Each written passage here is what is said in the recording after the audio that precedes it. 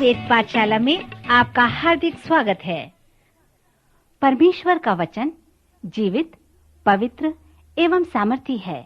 आशा है कि आज के वचन से आपको आत्मिक लाभ होगा। तो लीजिए प्रस्तुत है ये संदेश।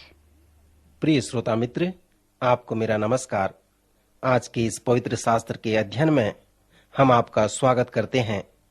यह अध्ययन पवित्र शास्त्र के पुस्तकों का एक सर्वेक्षण है और हमने अपना सर्वेक्षण उत्पत्ति की पुस्तक से प्रारंभ किया था और इस सर्वेक्षण ने हमें ऐतिहासिक पुस्तकों के पहले व दूसरे शमूएल तक ले आया है। शमूएल की पुस्तक में हमने दाऊद के विषय में देखा, जो परमेश्वर के मन के अनुसार व्यक्ति था और उसकी इच्छा थी कि बड़े उत्साह के साथ वह परमेश्वर की सभी इच्छा के अनुसार चले। फिर हमने देखा कि वह भक्तिपूर्ण व्यक्ति पाप में गिर गया और उसका जीवन हमारे लिए एक चेतावनी और साथ ही साथ एक उदाहरण बन गया। पुराने नियम की ये ऐतिहासिक पुस्तकें 3 वर्गों में विभाजित हैं।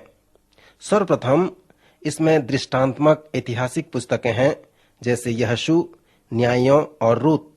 फिर अंतिम 3 ऐतिहासिक पुस्तकें अर्थात एजरा, नेहमाया और एस्तर बंधुआई के बाद की ऐतिहासिक पुस्तकों के वर्गों में आते हैं। और बीच के बाकी 6 पुस्तकें अर्थात शमूएल, राजा और इतिहास, ये राजकीय साहित्य ऐतिहासिक पुस्तकों के नाम से जाने जाते हैं, जिनमें होकर अभी हम चल रहे हैं। जैसे हम शमूएल की पुस्तक का सर्वेक्षण कर रहे हैं, तो हमने एक ऐसे व्यक्ति के स्वभाव को देखा जो पवित्र शास्त्र में महत्वपूर्ण व्यक्ति था, जिसका नाम दाऊद है। प्रथम शमूएल के आधा भाग और दूसरा शमूएल का पूरा भाग उसी के विषय में बताया गया है। फिर दाऊद ने भजन संहिता के लगभग आधे भजन को लिखा है। सो इस तरह से हम देखते हैं कि पवित्र शास्त्र में जितना स्थान दाऊद के लिए दिया गया है, उससे यह पता चलता है कि दाऊद परमेश्वर का एक महान जन था। दाऊद के जीवन के विषय में हमने कुछ अध्ययनों को ध्यान किया और हमने देखा कि दाऊद कैसा चरवाहा था, कैसा संगीतज्ञ था, कैसा योद्धा था, कैसा लोकप्रिय था और कैसा राजा था। परंतु जब हमने दूसरे शमूएल के 11वें अध्याय पर मनन किया, तब हमने इस व्यक्ति के जीवन में एक अंधकार के अध्याय को देखा। दाऊद के जीवन संबंधित इस अंधकार के अध्याय के विषय में पवित्र शास्त्र स्पष्ट व विस्तृत रूप से बताती है। सो हमने देखा कि दाऊद कैसे पाप में गिर पड़ा। पिछले चरण में हमने देखा था और प्रश्न पूछा था कि कैसे यह व्यक्ति, जो परमेश्वर के मन के अनुसार व्यक्ति था, परमेश्वर की इच्छा अनुसार चलने में तत्पर रहता था और बहुत ही भक्तिमय जीवन व्यतीत करता था, कैसे यह पाप में गिर पड़ा। पवित्र शास्त्र में कभी भी पाप को लीपापोती के जैसा नहीं बताया गया है। दाऊद का पाप, जो हत्या का पाप था, व्यभिचार का पाप था, स्पष्ट रूप से बताया गया है। उसने सेहेद और उरिया के साथ विश्वासघात किया। उसने उरिया की पत्नी को लेकर उरिया की हत्या कर दी। सुमित्र, इस प्रकार से हम दाऊद के पाप और उसके पाप में पड़ने के कारण को देखा कि कैसे यह परमेश्वर का जन पाप में गिर पड़ा। हमने ये भी देखा कि दाऊद ने इसलिए पाप किया क्योंकि वह एक मनुष्य था। क्या कोई ऐसा मनुष्य है जिसने कभी पाप न किया हो? सब ने पाप किया है। सुमित्र, दाऊद इसलिए पाप किया क्योंकि उसने परमेश्वर की इच्छा से बाहर चलने लगा। उसकी उन्नति हुई और वह धनाढ्य हो गया। क्या आप व्यवस्था विवरण के उन चितौनियों को स्मरण करते हैं? अर्थात जब तुम उस देश में जाओ और वहां धनी हो जाओ, तब उस समय बहुत सावधान रहना और प्रभु में बलवंत होना, क्योंकि ऐसे समय में तुम असुरक्षित होगे। हाँ मित्र, दाऊद असुरक्षित था क्योंकि वह धनी हो गया था और पाप की शक्ति ने उसे नीचा कर दिया। यद्यपि परमेश्वर ने उसे क्षमा कर दिया। जब हम दूसरे शमूएल के 11वें अध्याय से 18वें अध्याय तक पढ़ेंगे, तब दाऊद का पाप और उसके परिणाम को हम जानने पाएंगे। दाऊद के इस पाप के समय में भी अपने जीवन में उसने कभी भी अपने महानता से कम नहीं रहा। पवित्र शास्त्र के इस सर्वेक्षण में जो एक यथार्थ शब्द है वो है सह संबंध। प्रारंभ में जब मैंने इस अध्ययन का परिचय दिया था तब उस सच्चाई को बताया था कि पवित्र शास्त्र में पुस्तकें कैसे एक दूसरे से संबंधित होते हैं। सो इस सर्वेक्षण में जो रोचक बात है वह यही है। उदाहरण के लिए जब आप ऐतिहासिक पुस्तकों का सर्वेक्षण करते हैं और नबियों के विषय में देखते हैं तब आप यह मानते हैं कि इस संदर्भ में एक भविष्यवक्ता जीवन व्यतीत किया, प्रचार किया, दुख भी सहा और अंत में उसकी मृत्यु हो गई। इस ऐतिहासिक पुस्तक के द्वारा भी आप यह समझ सकते हैं कि भजन संहिता भी इससे संबंधित एक महान पुस्तक है। ऐतिहासिक पुस्तक के भजन संहिता के ऐतिहासिक महत्व को बताते हैं और विशेष करके दाऊद के भजन को। ये ऐतिहासिक साहित्य दाऊद के भौगोलिक बातों के विषय में वर्णन करती हैं। मित्र, इससे आपको यह सहायता मिलेगी कि आप दाऊद के भजन को समझ सको।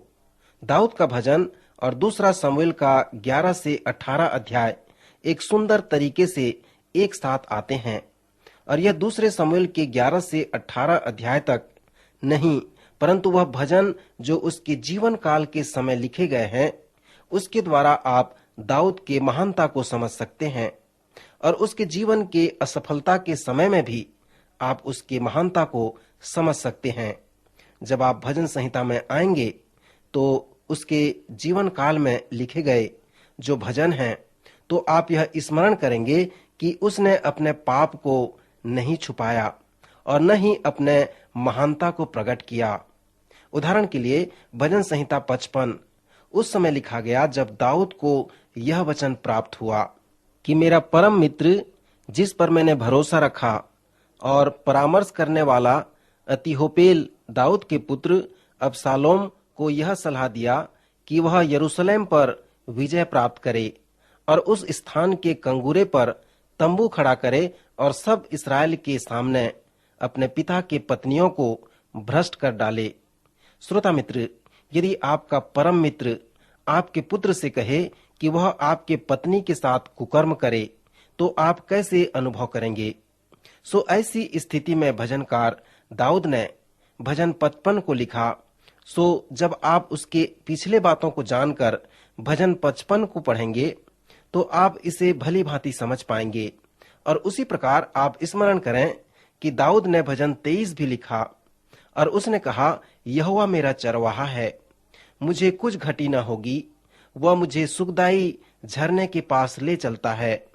मेरा कटोरा उमड़ रहा है, यदि मैं घोर अंधकार से भरी हुई तराई में होकर चलूं तो भी हानि से न डरूंगा, क्योंकि तू मेरे साथ रहता है। श्रोता मित्र, यह व्यक्ति जिसने भजन 23 को लिखा ऐसे ही किसी स्थान पर बैठकर उन भेड़ों को चराते हुए अपना जीवन व्यतीत नहीं किया और वह ऐसा व्यक्ति है जिसके पास समस्या न हो। दाऊद के पास बड़ी बड़ी और भयंकर समस्याएं थी। भजन 55 में दाऊद हमसे अपने भावात्मक आवेश में बताया है और कहता है, मेरा मन भीतर ही भीतर संकट में है, भय और कंपकपी ने मुझे पकड़ लिया है। और वह अपने जीवन के संकट और भय के मध्य भी कहता है, अपनी सारी चिंता यहोवा पर डाल दे, वह तुझे संभालेगा। मैं तो परमेश्वर को पुकारूंगा, सांझ को, भोर को, दोपहर को, तीनों पहर मैं दुहाई दूंगा और कराहता रहूंगा और मुझे निश्चय है कि वह मेरा शब्द सुन लेगा।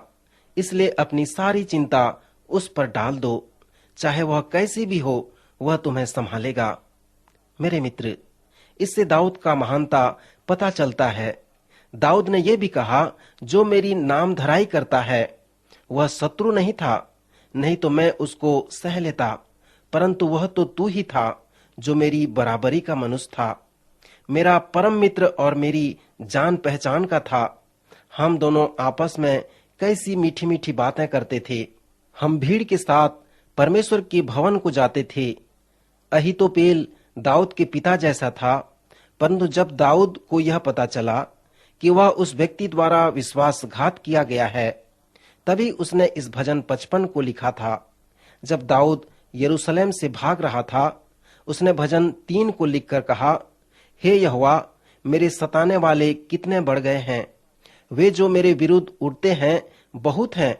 बहुत से मेरे प्राण के विषय में कहते हैं कि उसका बचाव परमेश्वर की ओर से नहीं हो सकता। जब दाऊद के ऊपर पत्थर फेंका जा रहा था, तब उसने कहा, हे परमेश्वर यहोवा, तू तो मेरे चारों ओर मेरी ढाल है। तू मेरी महिमा और मेरे मस्तक का ऊंचा करने वाला है, क्योंकि मैं जानता हूं कि पिछले समय मैंने यहोवा को पुकारा और उसने मुझे सब संकटों से छुड़ा लिया। जब उसने अपने पिछले समय को देखा तो उसे यहोवा पर निश्चय हो गया, उसका विश्वास उस पर बढ़ गया और उसने यहोवा पर भरोसा रखा। भजन 4 में भी दाऊद अपने जीवन के समय के विषय में कहता है जो उसमें ठीक बैठता है। वह कहता है, मैं धर्म का बलिदान चढ़ाऊंगा और यहोवा पर भरोसा रखूंगा, अर्थात जो कुछ उचित होगा मैं वही करूंगा, तभी मुझे शांति मिलेगी और मैं शांति के साथ लेट जाऊंगा।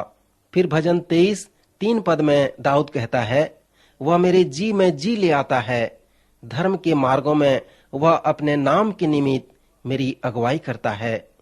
जब यहोवा हमें हरी हरी चराइयों में बैठाता है तो इसमें सच्चाई यह है कि हम उसकी भेड़ें हैं और वो हमारा चरवाहा है। सो इस प्रकार वह हमारा एक अच्छा चरवाहा बनकर हमारे जी में जी ले आता है, हमारा उद्धार करता है।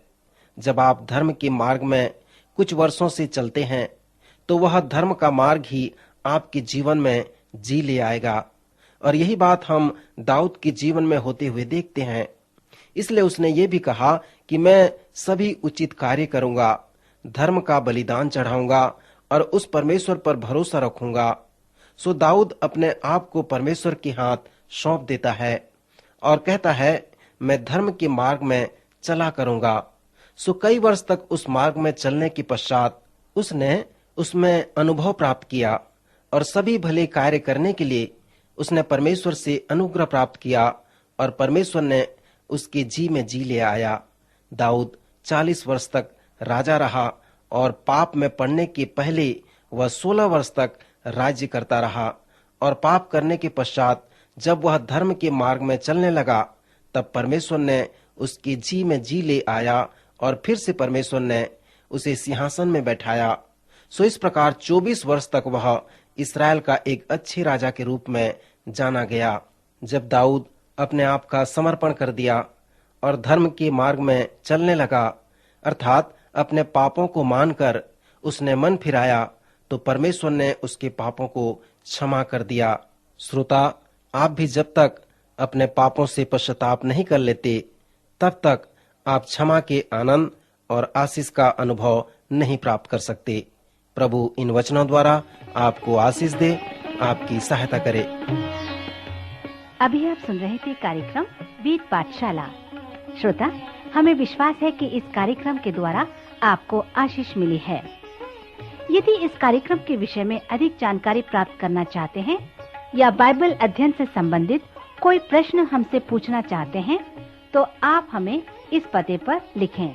हमारा पता है कार्यक्रम Ved Pathshala, Vishwavani, post box number 731, Faridabad 7, Haryana. पता एक बार फिर से सुन लीजिए। कार्यक्रम Ved Pathshala, Vishwavani, post box number 731, Faridabad 7, Haryana. तो इसी के साथ आज के कार्यक्रम का समय यहीं पर समाप्त होता है। अगले कार्यक्रम में आपसे फिर भेंट होगी। तब तक के लिए हमें आज्ञा दीजिए। नमस्कार।